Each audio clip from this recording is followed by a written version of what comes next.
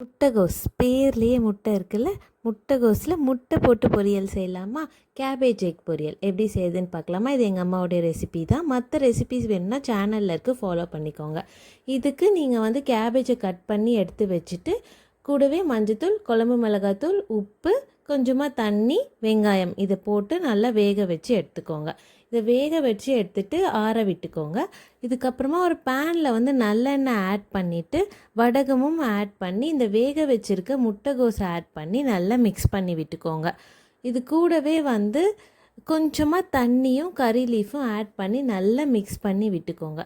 அது தண்ணி எதுக்கு ஆட் பண்ணுறோன்னா, இது கூட வந்து எக் ஆட் பண்ண போகிறோம்ல, அதுக்காண்டி தான் தண்ணி ஆட் பண்ணுறோம். மற்றபடி உங்களுக்கு தண்ணி நிறைய இருந்துச்சுன்னா நீங்கள் அந்த ஸ்டெப்பை ஸ்கிப் பண்ணிக்கலாம். தண்ணி ஆட் பண்ணி 3 எக்கு வந்து பிரேக் பண்ணி ஆட் பண்ணிக்கோங்க. நான் வந்து எக்குக்கு தேவையான சால்ட்டும் மிளகாத்தூளும் ஃபஸ்ட்டே ஆட் பண்ணிவிட்டேன். உங்களுக்கு வேணும்னா நீங்கள் வந்து அதில் கம்மி பண்ணிவிட்டு இதில் ஆட் பண்ணியிருக்கலாம். நான் வந்து 3 முட்டை தான் ஆட் பண்ணியிருக்கேன். உங்களுக்கு இன்னும் கூட முட்டை வேணும்னா நீங்கள் ஆட் பண்ணிக்கலாம், கம்மியாகவும் ஆட் பண்ணலாம். பட் 3 முட்டை வந்து கரெக்டாக இருக்கும். நான் இதோடைய டீட்டெயில்டு ரெசிப்பியை வந்து கமெண்ட்டில் பிங்க் பண்ணுறேன், செக் பண்ணி பார்த்துக்கோங்க.